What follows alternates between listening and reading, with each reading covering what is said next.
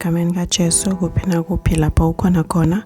Ufulana lithuba lelihle kulalela nayo i-Rhapsody yamaqiniso. Libhalwa ngumfundisi Chris Kilometer City yaseTT. Lamuhla ngolwesithathu 26 February 2025. Lamuhla umfundisi uthi kungekulandzela livi lakhe. Amen.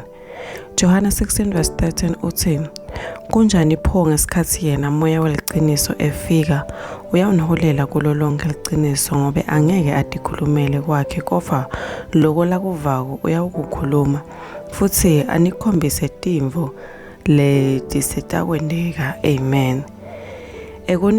Ekutinikeleni kumoya longcwele kumele utinikele evini lakhe. Kutinikela akusiyo imvo nje yekwentiwa ngenyama njengekwehlisa emahlombe akho noma kutigoca ukhombisa kutitfoba kuhamba kwengce kwenta umtimba. Noma ngabe uvela ungilotitfoba ngenyama kuyenteka ukuthi ube ngulongalaleli ngesikhathi kutitfoba kusuka enhlitweni. Amen. Ngakho-ke kufobela inkosi kusho kutinikela kuloko lakutshela kona ukuthi ukwende kungekulandzela livi lakhe. Usuke ungatinikele kweqiniso uma ungalandzeli livi lakhe ngoba yena munye nelivi.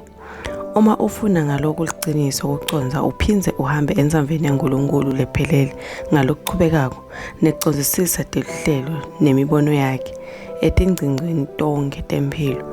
Kumcoka kutatisha uphindze uzindle ngemibhalo bese ulandzela konke lokushiwo livi laNkulunkulu.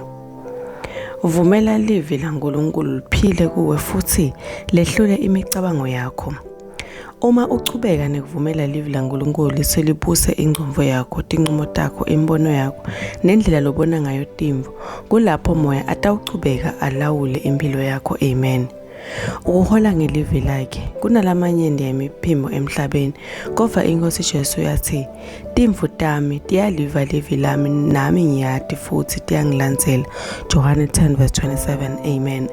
Na Isaiah 30 verse 21 uthi netindlebe tenu tiyawukuva livi emva kwenu lithi ngulena indlela hambani ngayo.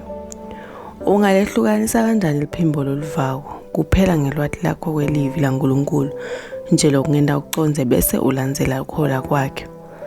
Ngakho ticwilise eveni futhi ulivumele lilungise yonke indzawo yempilo yakho. Amen.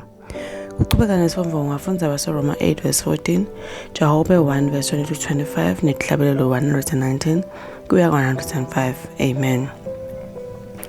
Kulesikhathi singalo sitawusho na umthandazo utawusho emva kwami uthi babe lothandzekako livi lakho libusa imicabango yami, tinqumo tami nekwenta kwami, liphindze lilungise impilo yami ihambisane nentsamvo yakho yeNkulunkulu. Inhlitiyo yami ihlala livuleke livi lakho. Kungiyala nekungicondzisa endleleni yentsamvo yakho lephelelo. Lingicondzise eqinisweni lonke egameni likaJesu Kristu.